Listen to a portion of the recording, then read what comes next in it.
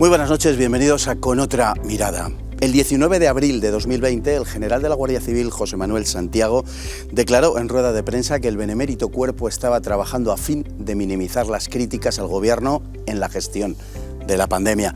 El estupor que produjeron sus palabras traspasó con facilidad la pantalla y dejó a muchos españoles petrificados. Con las televisiones, las grandes cadenas radiofónicas y los digitales neutralizados de tiempo atrás, se trataba ahora de monitorizar las redes sociales, algo que muchos, ingenuamente, no habían creído posible apenas unas semanas atrás. Se pusieron entonces en marcha las verificadoras, empresas dedicadas al establecimiento de la verdad oficial, bajo un fingimiento de independencia y en realidad dependientes del entramado mediático de George Soros. Al mismo tiempo, Twitter o Facebook establecían sus propios mecanismos de censura, generados desde una inequívoca óptica ideológica. A ello hay que sumarle la existencia de grupos organizados de extrema izquierda que vienen operando desde hace varios años tumbando las cuentas de destacados usuarios contrarios a la corrección política, al feminismo, al aborto o al progresismo en general, en connivencia y al servicio de las grandes empresas como el propio Twitter. Tanto estas, las grandes empresas transnacionales, como los institutos diversos al servicio del gobierno, las verificadoras y los grupos radicales de ultraizquierda persiguen un mismo objetivo: la eliminación del disidente.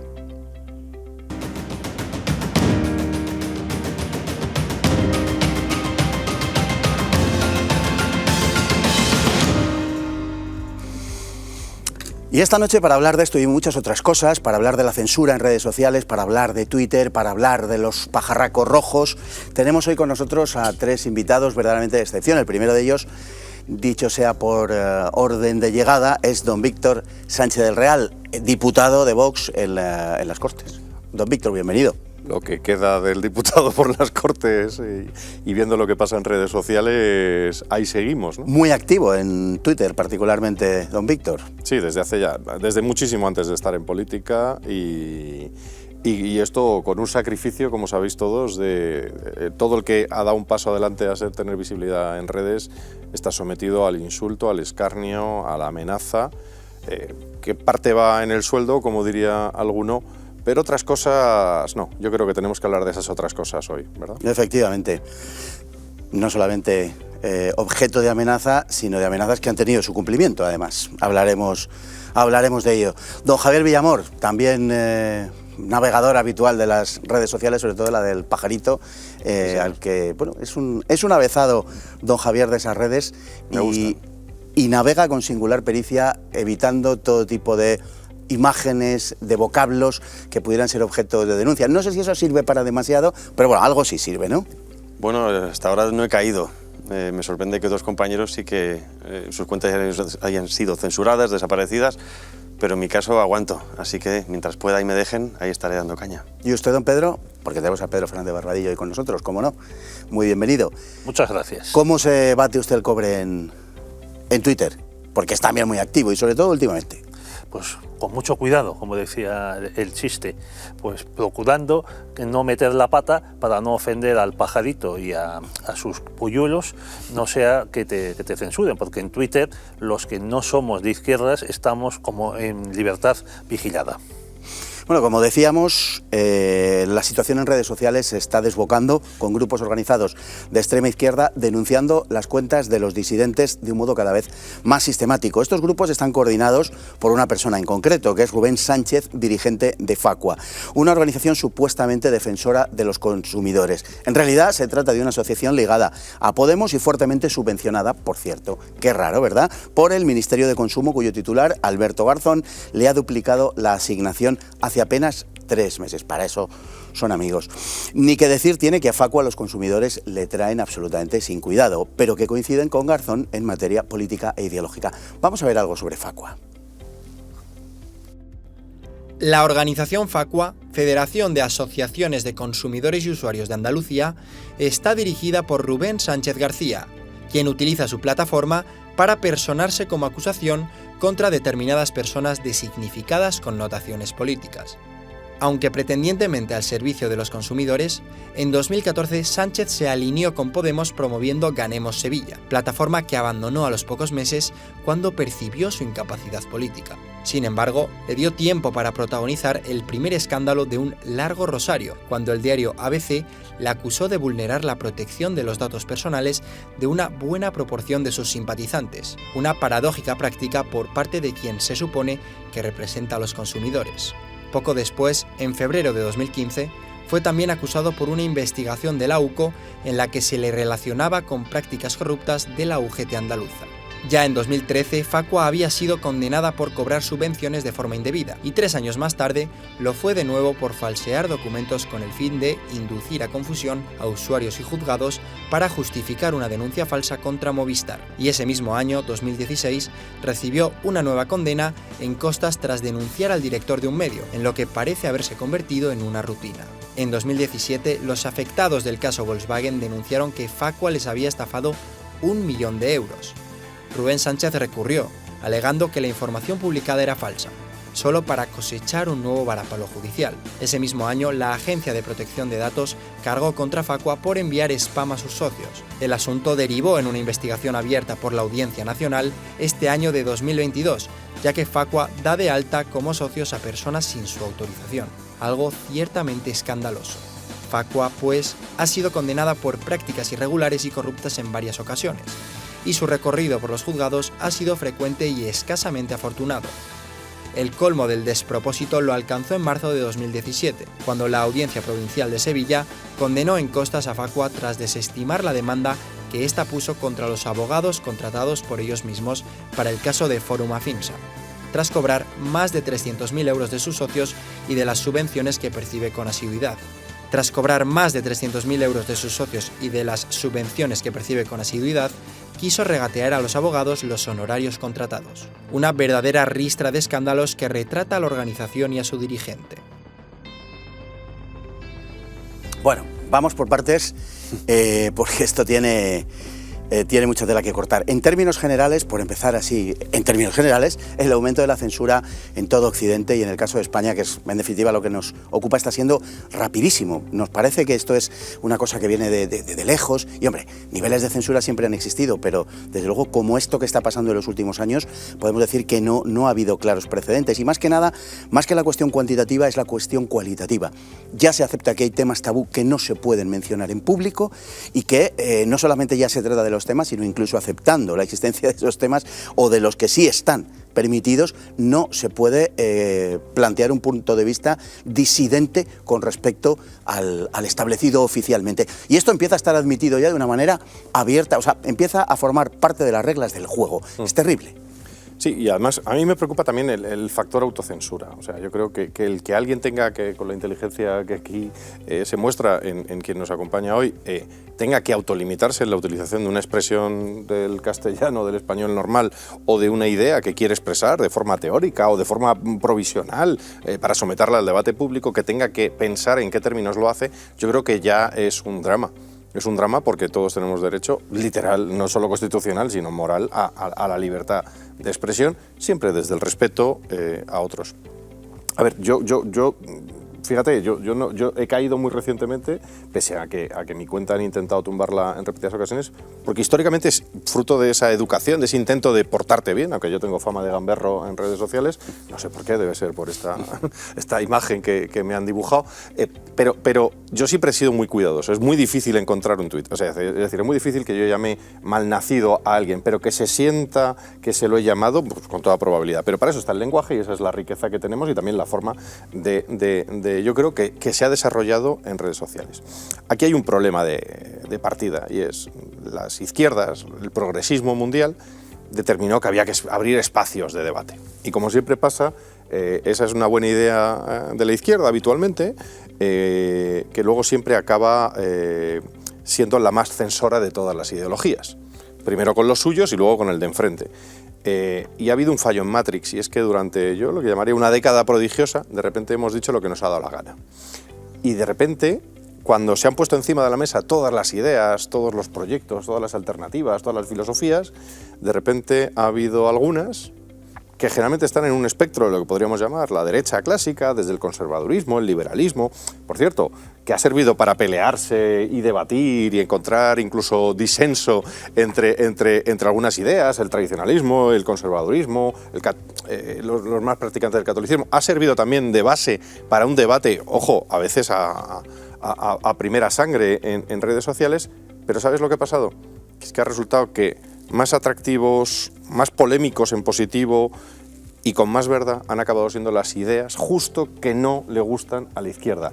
Y eso no lo puede permitir. Entonces este fallo en Matrix de que de repente nos hemos vuelto más divertidos, más atractivos, y además yo creo que por la inteligencia natural, porque yo creo que ser de izquierdas denota o una fase vital un poco complicada en tu vida, o realmente algún tipo de limitación en la estructura mental. No digo la filosofía de izquierdas, pero en el día de hoy ser socialista, ser comunista, yo creo que debería ser un manchón en cualquier persona que lo expresara, pero oye, que lo respeto, cada uno es lo que quiera. De repente se han dado cuenta de que es que éramos más divertidos, de que teníamos más salsa, de que teníamos más lío, de que nuestras peleas internas hacían que crecieran nuestras ideologías frente a que las peleas de la izquierda, siempre cainitas, acababan en su destrucción.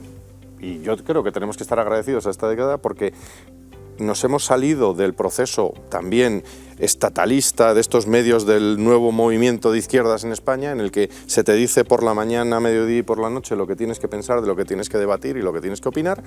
Nos hemos salido de eso y gracias a eso pues han emergido movimientos sociales, incluso partidos, y yo creo que partidos como Vox o que movimientos sociales importantes en este país de resistencia al sistema, que fue en su época la resistencia ZP al zapaterismo y más reciente pues la resistencia en general a las imposiciones ideológicas y marxistas fundamentalmente, pues no habrían sido posibles sin ese espacio de libertad. Y por eso ese espacio de libertad han mandado a sus brigadistas, han mandado a los que nos quieren dar los paseillos digitales porque han decidido que hay que eliminarnos del mundo digital y ya veremos lo que hacen, como es su costumbre, en el mundo no digital. Decía, don Pedro, don Víctor hace un momento expresaba una idea que Hayden en su día sintetizó diciendo que el marxismo es la comprensión de la historia efectuada por un niño. Y es como quedarse en la superficie de lo que son las cosas, pese a que ellos piensan que realmente están explicando la raíz última de todo, ¿no? Y verdaderamente hay una... Bueno, y sobre todo este posmarxismo en el que vivimos. Me parece 1000 veces más respetable el marxismo clásico, el marxismo ortodoxo, que estas derivadas que realmente son reinterpretaciones muy difícilmente defendibles. En definitiva, no hay algo de eso a la hora de ejercer una censura activa por parte de estos grupos tipo Podemos, que a su vez, como digo, son rechazados por los grupos realmente marxistas. Son una especie de marxismo post-68ista, en fin, frankfurtiano, y es una especie de mezcla bastante poco digerible y rehuyen el debate verdaderamente.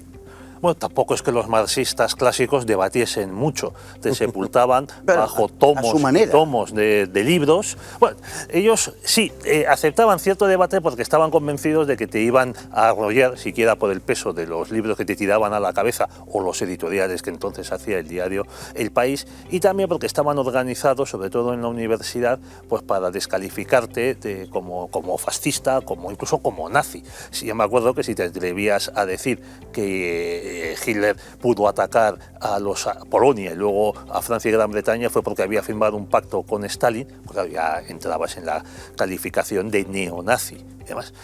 Pero es cierto que al menos estos marxistas leían lo suyo, siempre lo mismo. No salían pues de George Lukács, de Althusser, de todos estos pesados antiguos, pero al menos leían, eran respetables por eso, porque se habían embaulado unos tochos descomunales. Sin embargo, la izquierda que tenemos ahora es que no pasa de leer tweets, y yo creo que es que tampoco le da el cerebro para mucho más. Y la verdad, también tienen un comportamiento de jaudía. Al menos los otros, pues los marxistas clásicos, hombre, al menos pues algunos iban bien vestidos. Nosotros hemos tenido profesores marxistas que llevaban chaqueta y corbata y se duchaban, mientras que los profesores de ahora, que podemos equipararlos, pues todo decae, por desgracia, pues la verdad están peleados tanto con el vestidor como con la ducha. Y la verdad es que yo al menos los echo de menos a los antiguos, siquiera porque entonces éramos más jóvenes. Don Javier, Los elementos que ejercen esta censura, los que están organizados en Twitter, están en el entorno de Podemos. Luego hablaremos de ese asunto. Los hay que militan, los hay que no, pero en fin, son gente movida desde ese entorno. Dado su altísimo grado de intolerancia, su agresividad, su estrategia de acoso, que en alguna ocasión incluso ha llegado a desencadenar alguna tragedia, nos podemos imaginar, dado su concepto de la libertad de expresión, nos podemos imaginar lo que harían si tuvieran algo más que el poder cibernético en sus manos. Bueno, a ver, si soñamos y proyectamos, obviamente ya hemos vivido en el pasado hechos semejantes, ¿no? Bien habéis dicho que la censura antes además era que acababan con tu vida literalmente, ¿no? No digo que estemos en esa fase. Ha dicho dos cosas interesantes. Primero, Víctor, el tema del humor. Hay que entender que Twitter o las redes sociales hasta hace muy poco eran su mar, ¿no? Así como el mar Pacífico fue nuestro mar, el mar español, era su lugar común donde se encontraban, donde podían decir lo que querían, donde se sentían impunes. Como bien decía Víctor, precisamente hemos conseguido trampear eso, hemos llegado a más gente. Creo que uno de los logros, que también lo vimos con Trump, es el saber reírnos de nosotros mismos. Nosotros tenemos humor para reírnos de nosotros mismos, cosa que la izquierda en general no lo tiene. A una cosa que ha dicho Pedro me gustaría apuntar: la izquierda no solo lee tweets, desgraciadamente la red social ha marcado también las formas de comunicación, ¿no? Ha bajado muchísimo el nivel, la capacidad de mandar mensajes complejos no puedes, porque tienes 140 caracteres, ahora tienes 280, eso es muy complicado. Pero sí que es cierto que lo que me preocupa es la censura que estamos hablando, porque es transversal y sobre todo que ya no es del sistema, por así decirlo, ¿no? Son los propios usuarios los que, aprovechándose de lo que se llama también la dictadura del algoritmo. Es decir, ya no somos libres de expresar lo que pensamos en tanto en cuanto o en función de lo que diga una máquina, o en este caso trampeando ese algoritmo, ¿no? Yo creo que eso es lo importante aquí.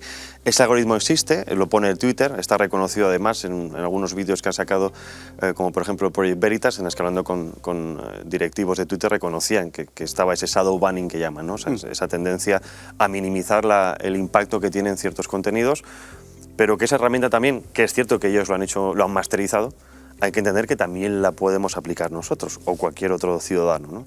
Es decir, que no solo caigamos en que es la censura de una ideología, sino que son herramientas que te permiten estas plataformas utilizar, pero que desgraciadamente, como es un algoritmo, no hay nadie detrás, ¿no? Antes estamos acostumbrados, o tú decías al principio, esas censuras en las que, bueno, ya algunos lo vivisteis, ¿no? Nihilo stat imprimatur, en fin, la Iglesia decía que libros que no, el gobierno de turno.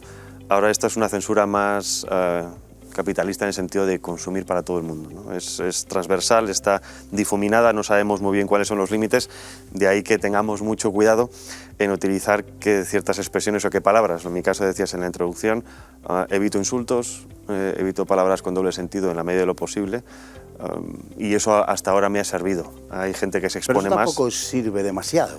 No, pero como bien dices, agudiza yo creo que el ingenio. Sí, ¿no? Te hace mejor. Te ayuda a expresar otras formas. Le voy a poner un ejemplo, Javier.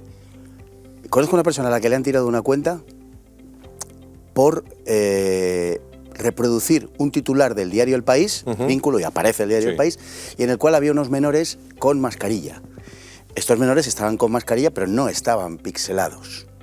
Claro. La cuenta fue denunciada y fue tumbada 12 horas. A mí me tumbaron 2 veces 12 horas simplemente por retuitear el vídeo de Trump en el que decía que tranquilos chicos, cuando el asalto al Capitolio, iros a casa, que no la liemos, ¿no? Pues retuitear eso me tumbaron 2 veces la cuenta. Hombre, a mí me han tenido que buscar y a mí me lograron cerrar la cuenta porque me aseguré, a ver, yo al venir de formación periodística eso ayudaba, yo me aseguré, yo quería denunciar la muerte de cristianos en el mundo y que no, en determinada fase.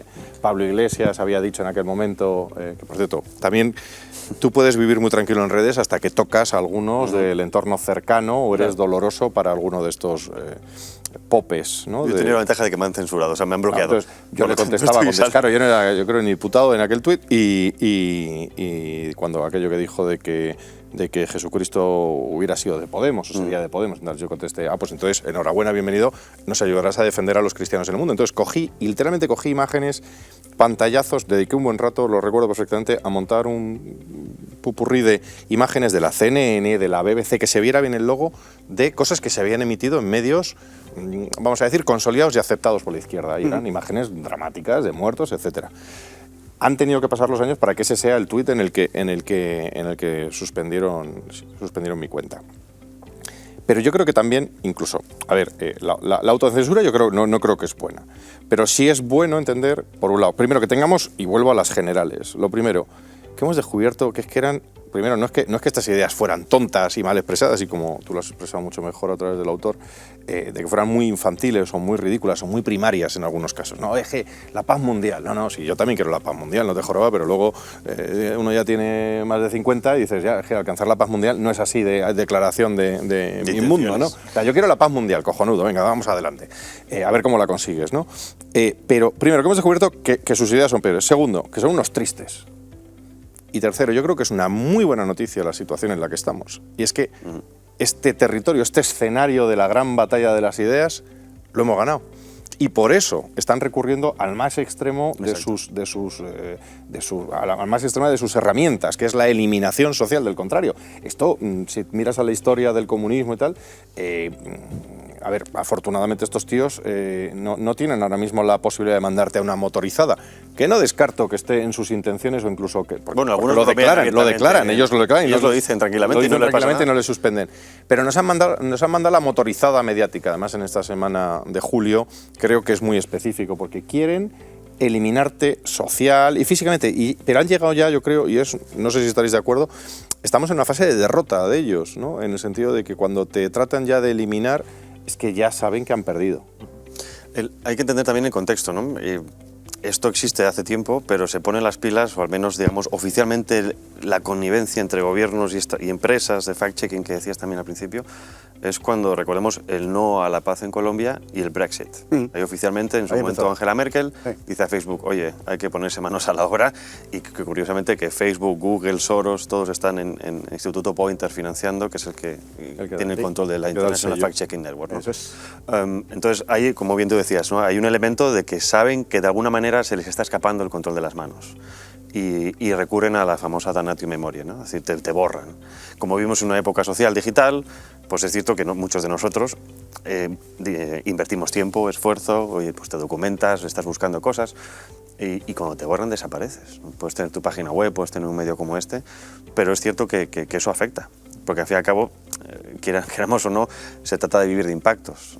También puedes utilizar técnicas para saber cómo llegar a más gente. Es decir, necesitamos de alguna manera esa amplitud social que te permite estas redes sociales. Son mayoritarias, han intentado hacer otras redes sociales, desgraciadamente no funcionan muy bien. Y aparte el problema de la cámara de vacío, ¿no? que es importante estar en estos sitios para que otra gente que piensa diferente llegue a ti. Yo creo que el intercambio de ideas es positivo. Facua se ha convertido en una excusa. Sí. Realmente era una asociación de consumidores que hereda el señor Sánchez y don Rubén, y se ha convertido en una excusa desde la que él y sus acólitos emprenden una persecución del disidente absolutamente indisimulada, desde que se hicieron públicas las frases y las dimes y diretes del Facuagate famoso, ¿no? Después se han seguido publicando cosas porque ha seguido habiendo ya una infiltración más permanente de estas redes, y hay que decir con toda claridad que el señor Sánchez es un podemita, es una persona del entorno de Podemos, que incluso estuvo en Podemos, en Ganemos Sevilla, una de las terminales políticas de Podemos, y que acabó saliendo de Ganemos Sevilla, puede que por la propia impericia o por la inutilidad de la formación, o porque a partir de ahí se convirtió en un liberado para hacer otras cosas que son las que están haciendo. A ver, mi sensación es que don Rubén al final no es nadie, no es más que un peoncillo dentro de una operación de mucho más calado, ¿vale? Con mucho mejor diseño, que evidentemente supera cualquier capacidad, que las tiene, ¿eh? O sea, yo como siempre digo, oye, este tiene sus capacidades. El otro día, yo haría el símil con lo de la obra en la carretera, ¿no? Al final, ¿a quién ponen con la bandera, ¿no? Pues al que no sabe picar, al que no sabe llevar la máquina, no sé qué, y lo que pasa es que es más visible, ¿no? El que más visible pues es este hombre, pero detrás, la maquinaria, ¿quién está detrás? ¿Quién es el florentino? Vamos a decir, al final, entre el de la bandera que te dice que bajes la velocidad, el que lleva la máquina, el que tiene una profesión más sofisticada, el que sabe de qué va el puente que se está construyendo, y el señor, que es el que está ganando dinero con la construcción del puente, pues hay un montón de capas, y este señor es el de la banderita. No digo que sea más listo, más tonto, pero es sencillamente el más llamativo y el que ves cuando te cruzas y el que te enfada y la gente te enfada y le gritas y tal. Es el líder de una banda de matones. Pero este señor no es más que un peoncillo dentro de una operación mucho más importante, de mucho más calado, de mucha más organización. Podemos mencionar, hay ex responsables de redes de Podemos, incluso que los han liberado también. También es que no se aguantan entre ellos, también es que, claro, es que el problema es que a medida que ellos van teniendo su pequeño valle de los caídos en el que van cayendo uno tras otro los muertos de sus diversas disidencias internas, claro, porque también el comunismo lo que más mata, también digitalmente, es a sus propios compañeros. Van cayendo y van quedando liberados, y los hay de mayor y menor nivel. Pues hay un tal Macías Tobar por ahí que estuvo al cargo de las redes de Podemos, que se le llamaba la Gestapo digital, vamos, lo llamaban. Bueno, ese era el encargado. Le llamaban los de Podemos el matón de redes que necesitamos. Ese es el que llevaba las redes de Podemos. O sea, en mi caso lo trajeron como experto independiente al Congreso. Y a los 3 días empezó cuando debates con él y queda como queda, con su altísimo nivel, pues automáticamente es cuando van a por tu cuenta. Pero esto le ha pasado a más gente, ¿no? Pero y ni siquiera este Macías Tobar, yo creo que es la cabeza pensante. Esto está más arriba, más en los monederos y similares, y más en los Soros y tal. Un matiz. Estas herramientas las han utilizado ellos con toda naturalidad. Yo recuerdo en mi anterior vida como consultor de comunicación y en el mundo de la docencia de comunicación, cuando analizábamos la campaña de Barack Obama utilizó con extensión Facebook y todas sus extensiones, y a Cambridge Analytica la tenía contratada. Cambridge Analytica, que luego cuando se pone al servicio, vamos a decir, de un Brexit o similares o de Trump, es el mal sobre la faz de la tierra.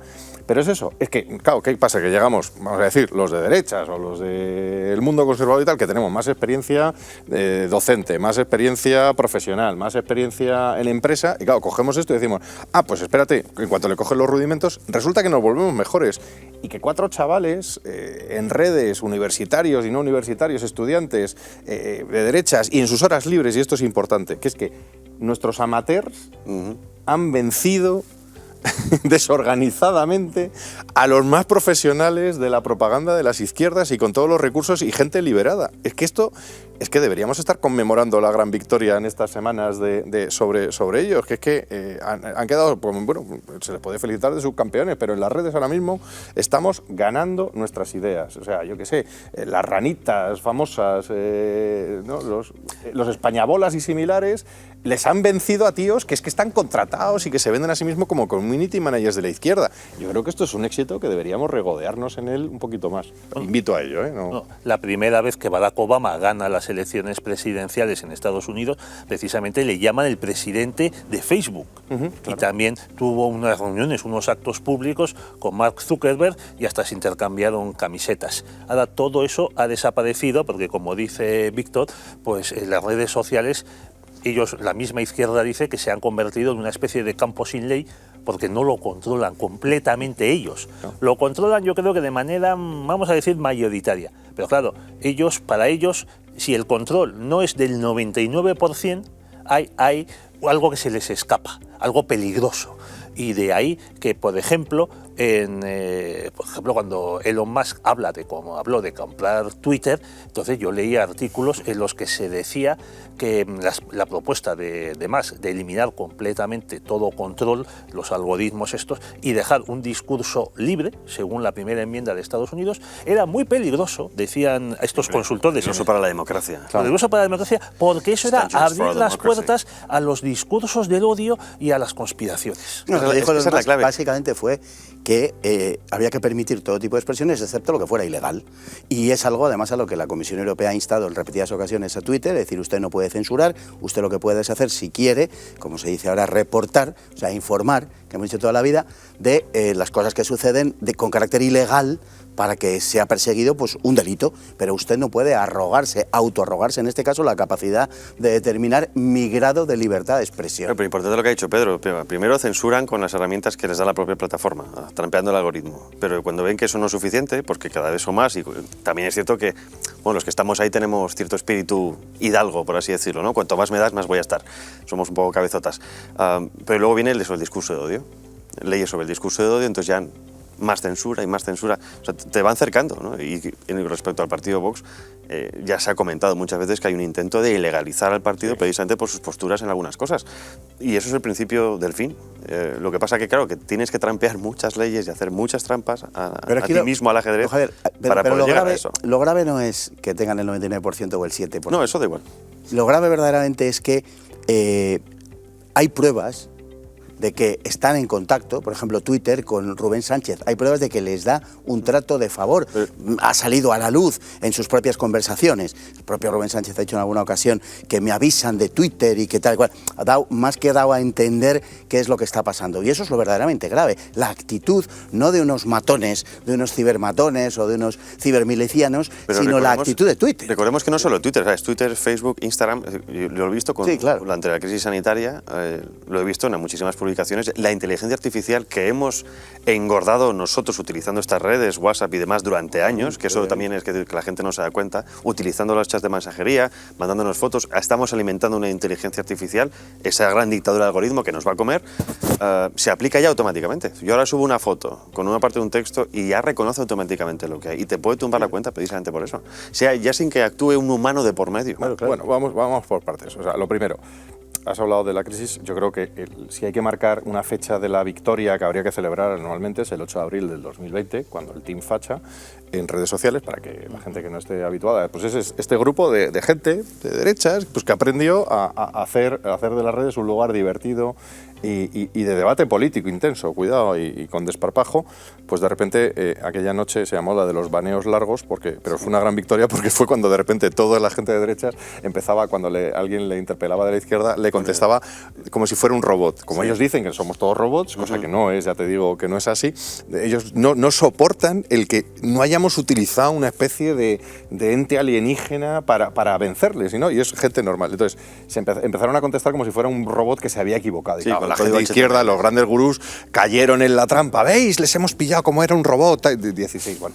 Pues ese 8 de abril del 2020, que yo creo que deberíamos conmemorar de alguna manera con algún tipo de barbacoa o similar, es el momento de ese cambio. Porque lo que demostró es que en realidad las redes sociales están engañando a sus inversores, y esto hay que decirlo. O sea, son mucho menos sofisticadas tecnológicamente de lo que venden. Son grandes maquinarias de marketing, grandes maquinarias de venta de anuncios, pero en realidad la tecnología por debajo es de lo más pedestre. O sea, la tecnología de alerta, o sea, el cómo funciona. O sea, dicen, no, tenemos inteligencia artificial, tenemos un algoritmo. Mira, un algoritmo somos tú y yo con una hoja de Excel y con una fórmula. Es que en algunos casos la lista de palabras en castellano o en español que prohibidas es muy limitadita y además y es solamente un prefiltro, ni siquiera se han atrevido al baneo directo. Por ejemplo, tú dices, me matas de risa o te voy a matar, no me cuentes más chistes, ¿no? Cosa normal en castellano.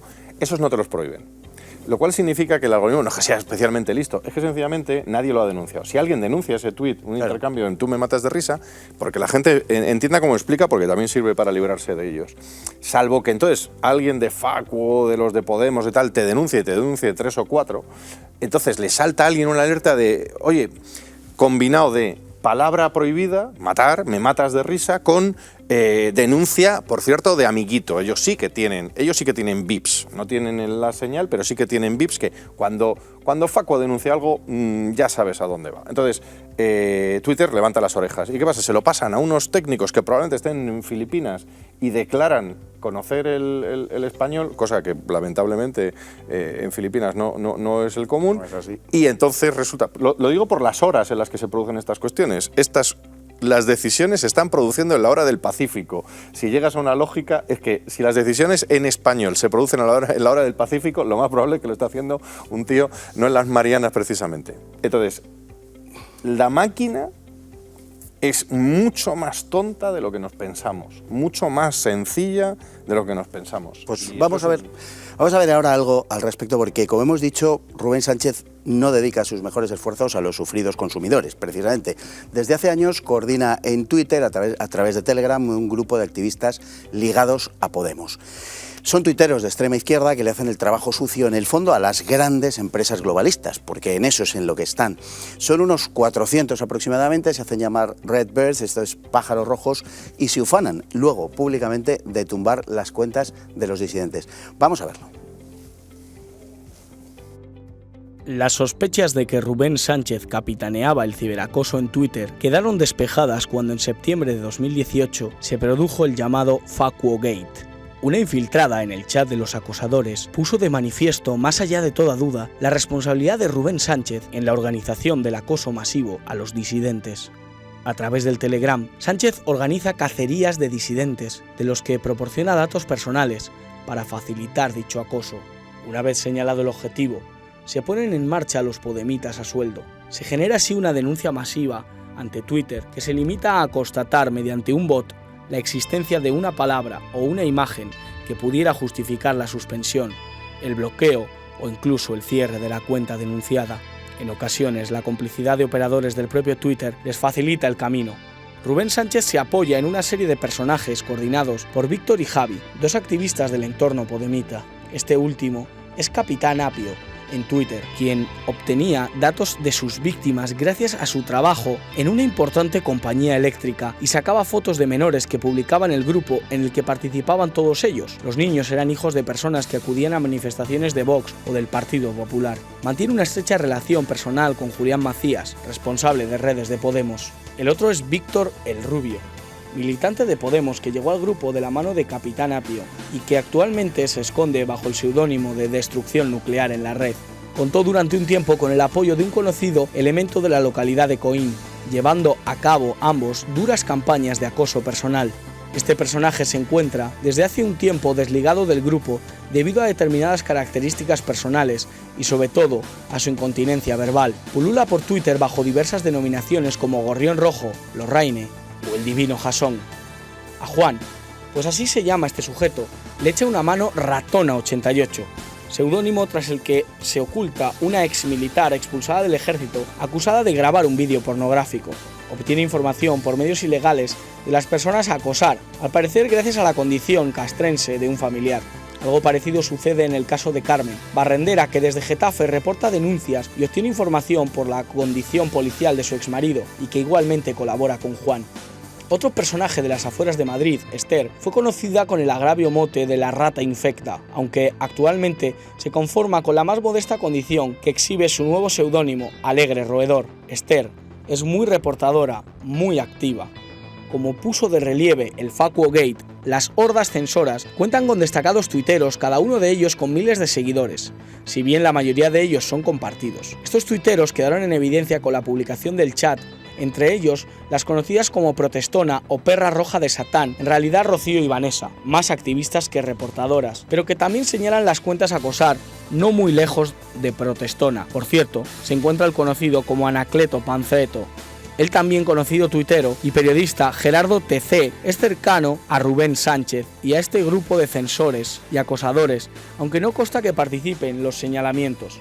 Y hablando de señalar, no podemos terminar sin nombrar a Máquina Baja, el autodenominado reportador rojo, de nombre Óscar, y su mujer Sandra, Reina Bella, desde Tarragona. Todos ellos personajes al servicio de los objetivos políticos e ideológicos de Podemos y movidos por militantes de este partido, dedicados en cuerpo y alma a la tarea de acosar en grupo, delatar, generar bulos y tumbar cuentas de disidentes.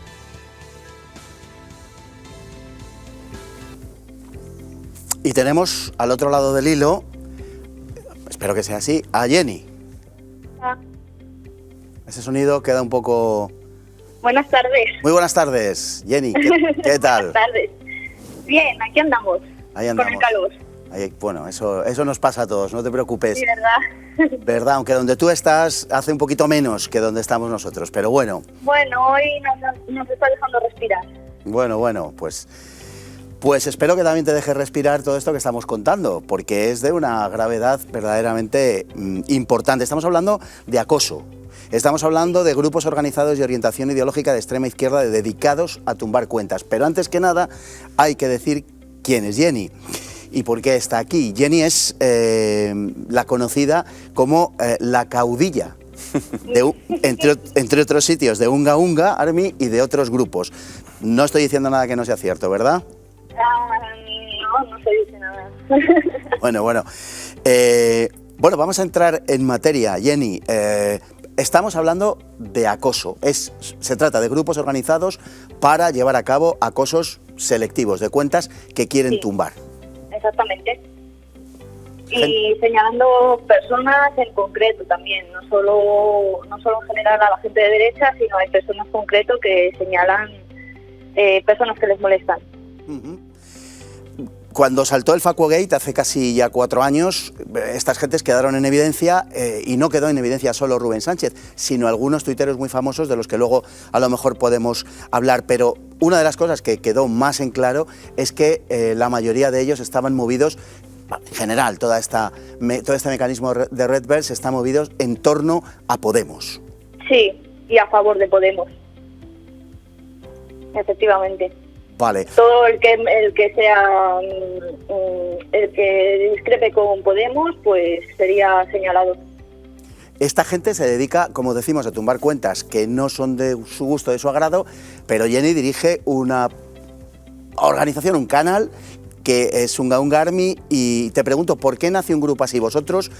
Somos un grupo de colegas que estábamos hasta las narices de la censura en Twitter, pues como yo soy otra persona más afectada, pues como muchísimos han sido en esa red social, y pues bueno, decidimos pues un montón de gente de Twitter pues reunirnos y plantarles cara.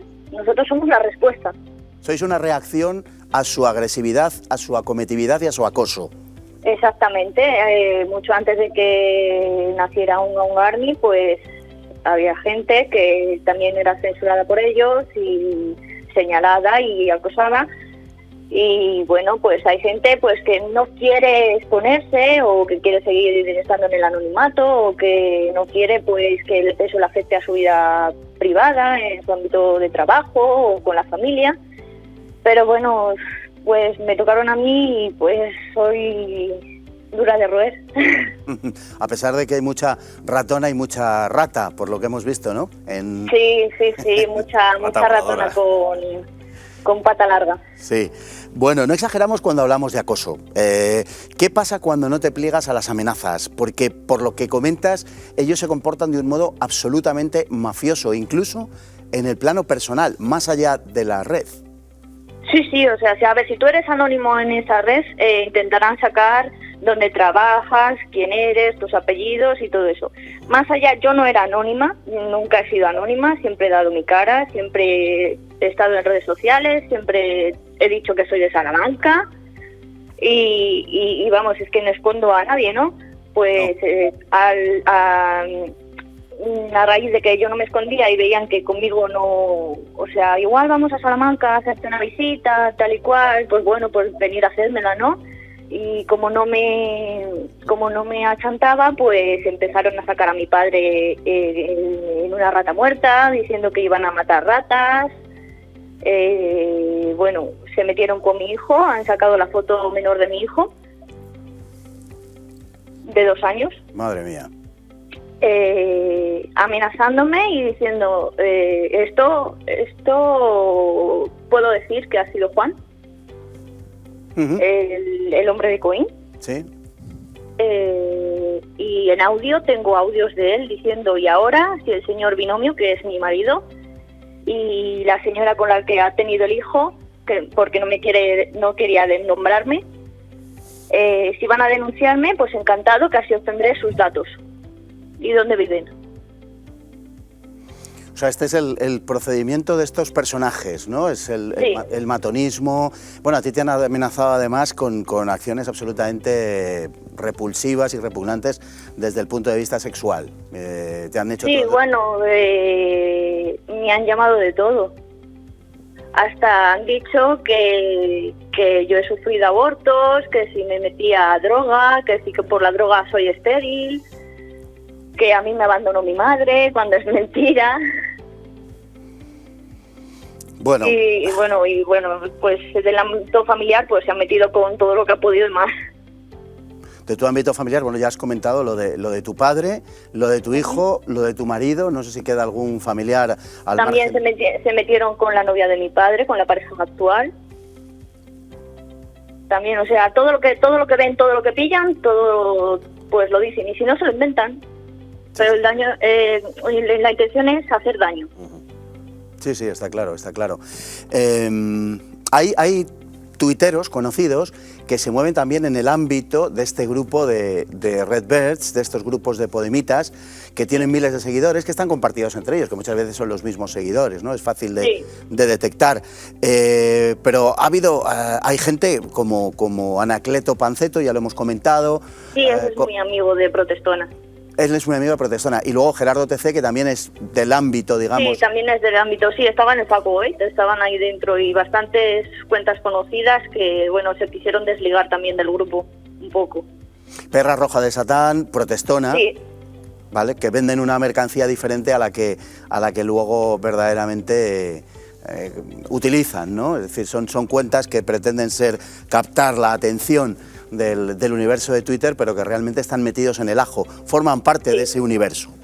Exactamente, sí, o sea, a ver, van de modositas, de, buah, yo solo hago activismo para favor de Podemos y tal, y luego a lo mejor ves a Protestona en el Facu Gate diciendo de Cristina Seguí que a esta rata quien la mata. Está bien, ¿no? O sea, es decir, se queda uno verdaderamente pasmado cuando ve estas cosas, cuando las lee y cuando se las cuentan, ¿no? Y por eso nace Unga Unga, ¿no? Es decir, es un movimiento de autodefensa contra estos elementos que son verdaderamente, bueno, agresivos. Somos gente que estamos hartos de la censura, o sea, se nos han tirado cuentas para aburrir, se nos ha amenazado para aburrir también. Hay gente anónima en Unga, que es normal. Yo siempre he dicho que soy la cara visible y esto es así. Y a mí me da igual ser la diana de todos los insultos de esa gente porque no me afecta.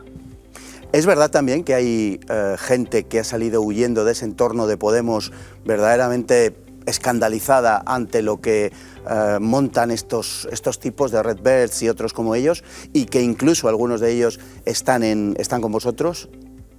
Sí, hay gente pues de izquierdas que ha visto todo el chanchullo que se están teniendo y pues se pusieron en contacto conmigo, yo me puse en contacto con ellos y dice, bueno, pues como te están atacando a ti, y a mí no me gusta atacar a gente que está sufriendo acoso o por lo que sea. Entonces esa gente me llevo muy bien con ella, con esa gente, y están con nosotros y están sufriendo ataque de ellos. ¿Realmente? Amenazas también, o sea, son o eran gente de izquierdas que discrepaban con ellos y al discrepar pues también son un objetivo. Uno de los personajes más siniestros de todo este asunto es el sujeto de Coín, ¿no? Que tiene varios nicks en Twitter y que va un poco por su cuenta, aunque ha estado durante mucho tiempo integrado en esas estructuras podemitas. Hoy parece que ellos le han dejado un poco de lado porque es un personaje que se ha vuelto inconveniente. Tiene historia ese señor. Madre mía, no sabe si quererle o odiarle. Porque sí que es el que, o sea, es que se le ve que está mal de la cabeza, o sea. y yo creo, yo sé que ha estado de la mano de Víctor hace 8 o 9 años, bastante unidos en el acoso en Twitter a personas, ya de forma personal, contra ellos. Y bueno, es que ese señor al final se le va demasiado la lengua. Y por eso no es conveniente dentro de estos grupos de Redbirds que más o menos se han deshecho de él de algún modo, ¿no? Hombre, pues si en un vídeo te dicen que los abogados de Facua y MC Islamofobia le protegen, sabiendo cómo es este señor en Twitter, pues no conviene. O que le han pagado a Víctor el Rubio con un iPhone por tumbar una cuenta. O sea, ¿cobran de Podemos? De Podemos no lo sé, pero de que cobran. No todos, no todos, ojo, no todos los reportadores cobran. Los liberados, los de un nivel más alto, diríamos, ¿no? Sí, esos sí que tienen más privilegios. Los otros son como los caniches que sueltan por ahí, pues. y pues atacan. Caniches rojos de Satán, diríamos, ¿no? Exacto. Una última pregunta. Por tu experiencia, por lo que tú sabes, por todo lo que has pasado, todo lo que has sufrido, todo lo que luego ha aparecido al respecto de noticias, al respecto de Rubén Sánchez y de otros, ¿puede decirse de forma contundente que hay complicidad de Twitter en el acoso? Es decir, Twitter deja hacer, pero incluso Twitter colabora, y personas en Twitter también colaboran. Es decir, ellos tienen gente entre los operarios de Twitter. A ver, dejan la puerta abierta y bueno, sí, ojos que no ven. Pero lo hacen a sabiendas. Ah. Claro. Exacto. Y decía la última, no, la última va a ser... Aquí la gente tonta no es, que se haga la tonta es otra cosa. Seguro, eso es seguro. La última pregunta iba a ser realmente, vosotros tenéis información de lo que pasa en Redbirds muy fiable, ¿verdad? Sí, pero vamos, de la gente que ayuda a Juan y de todo, sí, porque la información, bueno, a ver, digamos que una de las que ayuda a Juan, que es Carmen, hace cosas delictivas con DNIs que no son suyos para las denuncias en Twitter. Interesante. Que de eso consta un vídeo. Sí, es que lo sorprendente de esto es que ellos se creen, bueno, sorprendente no tanto, ¿no? Pero gozan de una impunidad tal que estas cosas ellos en ocasiones las van contando de forma abierta. Por ejemplo, el elemento este de Coin tiene cosas incluso, por lo que yo he visto, subidas a YouTube. Sí, con amenazas y cosas. Amenazas de cortarle el cuello a la gente o dame los datos de por la cuenta que te trae. Pues, en fin, Jenny, mil gracias por estar con nosotros, mil gracias por dar la cara, porque tú la das. Ahí sí, estamos viendo y la seguiré dando. Su fotografía. Mil gracias, Jenny, la caudilla de Unga Unga y de, al parecer, muchas otras cosas. Un saludo muy cordial. Muchas gracias a vosotros. Gracias. Interesante lo que decía, en Twitter le llaman doxear, ¿no? Doxing. Cuando alguien te está tocando mucho las narices, de repente hay una cuenta anónima y te empieza a sacar datos personales. Y he visto de un lado y de otro. Y enseguida borran todo, ¿eh? O sea, no me refiero a borran los datos que publican de ti, sino la cuenta que ha ido primero a ti, esa enseguida bloquea, cierra y desaparece. O sea, que son muy valientes cuando el anonimato te lo asegura la plataforma. Cuando te empiezan a decir, resulta que tu tío es Pepito y lleva a su hijo a la escuela tal, espero que haya sacado buenas notas, que por cierto ha suspendido esta materia.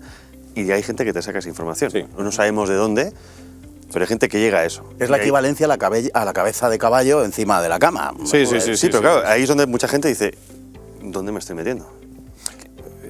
Yo decía antes, mencionaba la motorizada como símil en este mes de julio de lo que es, pero esto es como, a ver, aquí recordemos, aquí no estamos entrando en los cuarteles generales de los que decidían las revoluciones de la izquierda, de tal. Aquí estamos en la camioneta, la 17 era, ¿no? En la 17 la conversación entre 2 o 3 macarras que iban a cargarse, uno enfada por una cosa. Es decir, aquí estamos entrando, estamos metiendo el sensor en la morralla. En la gentucilla que se dedica a esto voluntaria o involuntariamente o por crecer en el partido, pero a mí me preocupa más la estructura, la general, quién es el ideólogo, ¿no? O sea, eso es como cuando en el terrorismo el que pegaba el tiro pues era el más tonto del comando, ¿no? ¿Quién es el autor intelectual de todo esto? Y luego los colaboracionistas. El caso de Twitter no existe en España. ¿Vale? O sea, Twitter en España es una oficina comercial para vender anuncios.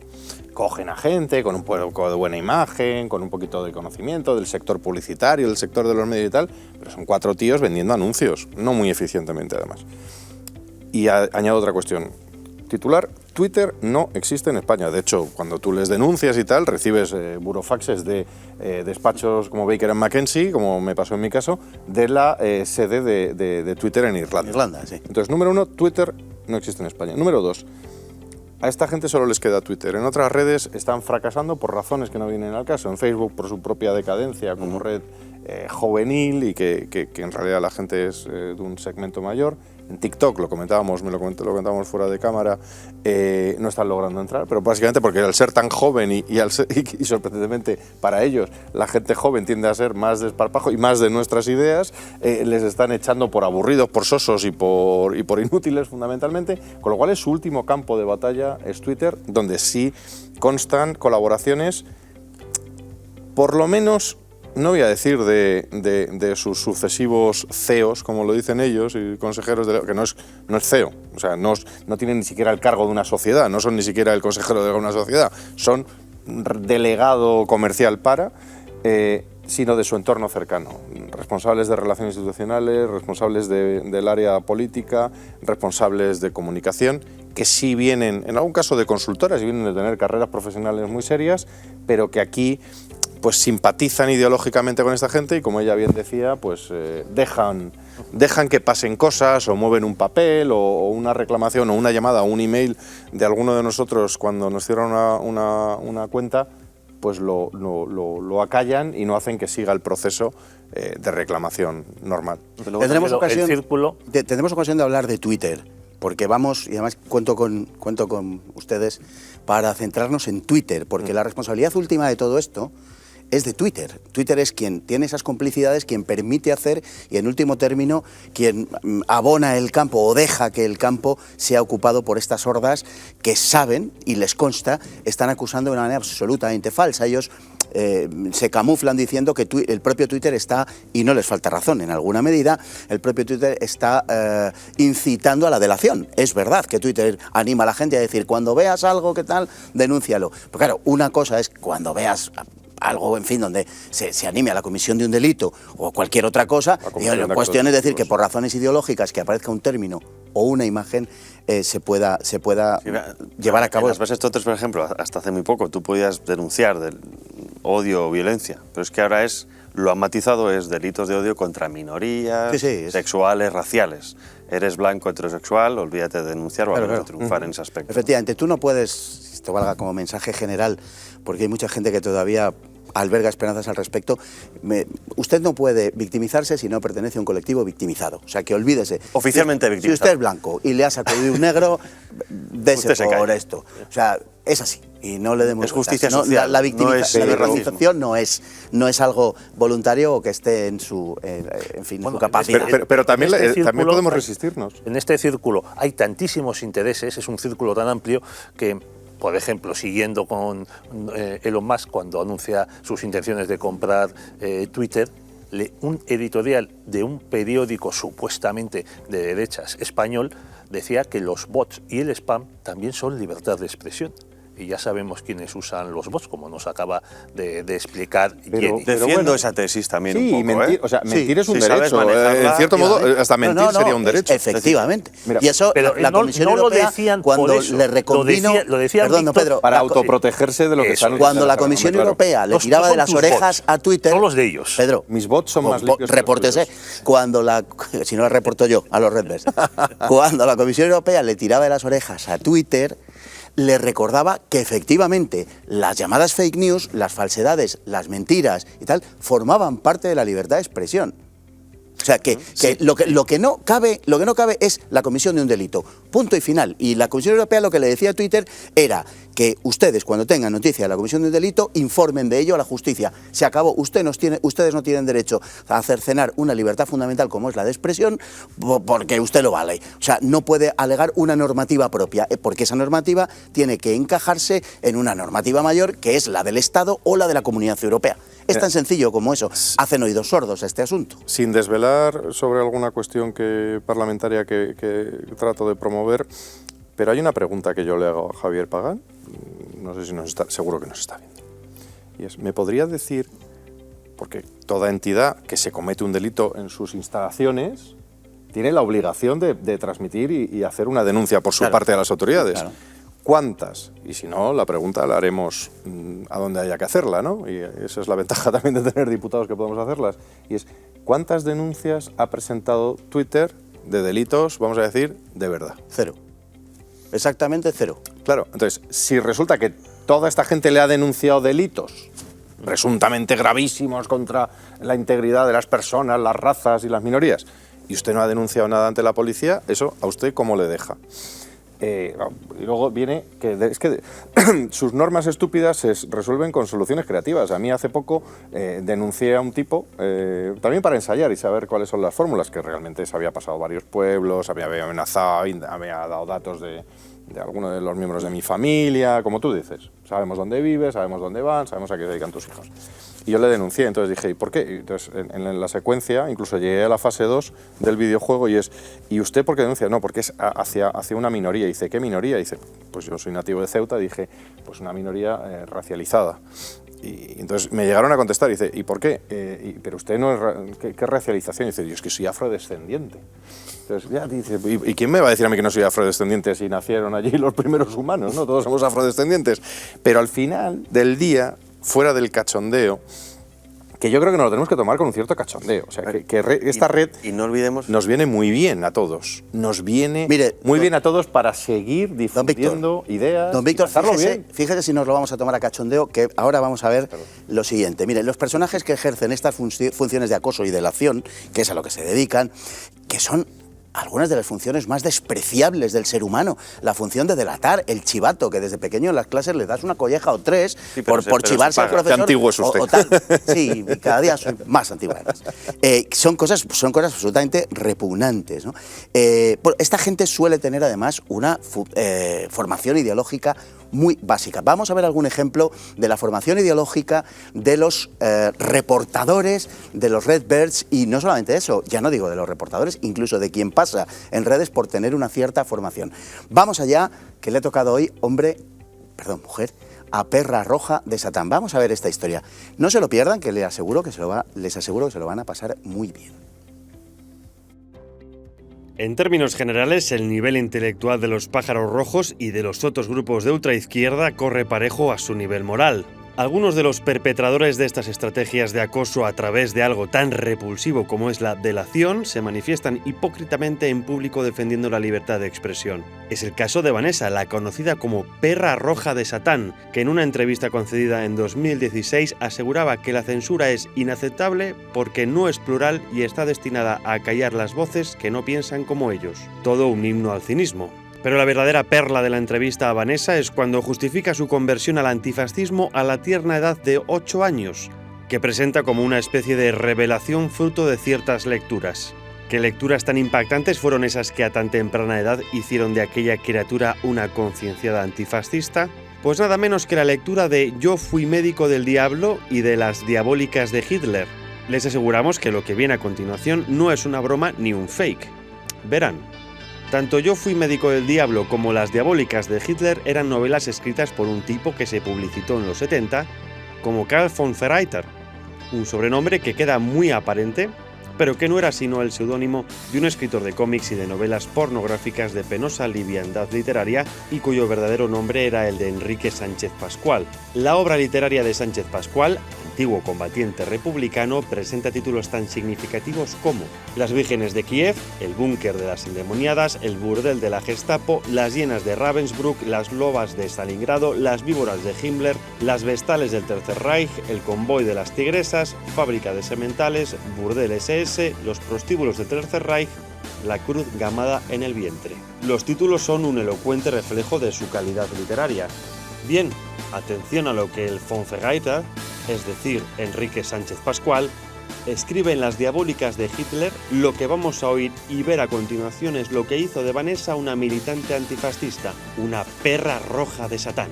Amaban a su Führer, mataban en nombre de su Führer, solo deseaban una cosa, compartir el lecho de Hitler antes de morir.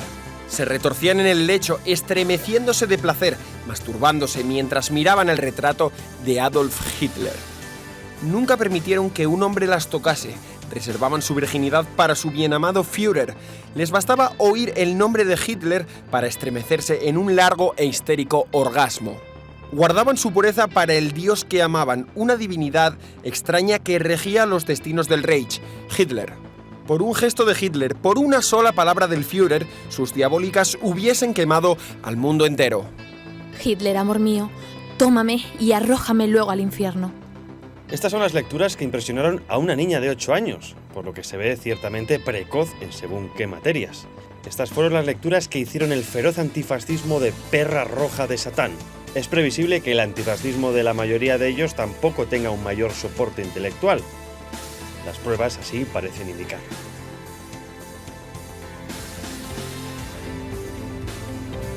Señores, estas son las lecturas que hacen de los Redbirds, gente semejante, hacen feroces antifascistas. Antes, lo recordaba don Pedro, leían a Althusser y cosas semejantes. Sí. Que bueno, en fin, reconozco que lo de Pascual es más entretenido que lo de Althusser, que es una buena torrija.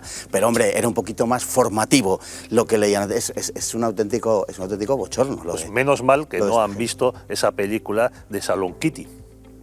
Sí, esta no, porque no era de... Me imaginé que estabas leyendo al menos las novelas de Sven Hassel, que al menos Hermanito y demás te podría enseñar algo de qué es la guerra, pero veo que tampoco, ¿no? Pero es que esto de los marxistas que no se han leído ni a Marx ya empieza a ser un poco preocupante. Pero aquí también se ve un trauma, ¿no? Es decir, si con 8 años lees esto y te quedas para allá... Pero repito, yo creo que estamos metiendo el termómetro en eso, en la camioneta en la que van los más tontos del barrio, lo que tú... ¿no? Perdón. Lo que se llamaba la chusma encamionada. Exacto, es que, vamos, que es el clásico, o sea, el que te venía a buscar para sacarte de tu casa y llevarte al Gulag, no era el más listo de la operación, ¿no? O sea, generalmente es el que estaba al otro lado de la calle, que también en la imagen de las películas fumando un cigarrillo en la oscuridad, ¿no?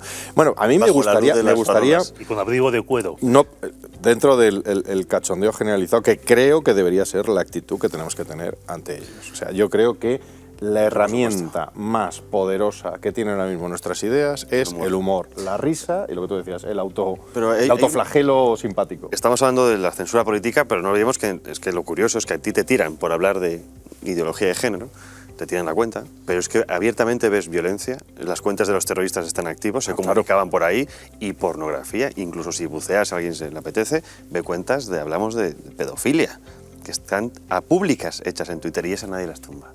De esa censura nadie habla, ¿no? Es censura ideológica, cuando realmente hay contenido muy preocupante. Los anunciantes hay una pata adicional que yo creo que hay que meter en la ecuación. Hemos hablado de los que denuncian, de los que están detrás de los que denuncian, de la red y su complicidad, y ahora están los que pagan el cotarro, porque al final nosotros ninguno pagamos por estar en las redes, es decir, si pagamos con nuestros datos y nuestro tal, que es lo que se vende, somos la mercancía, como decía aquel, en Google, en Facebook, en Twitter, nosotros somos la mercancía son nuestros datos y es lo que me apetece comprarme esta tarde o lo que me voy o lo que he buscado en la intimidad de la noche.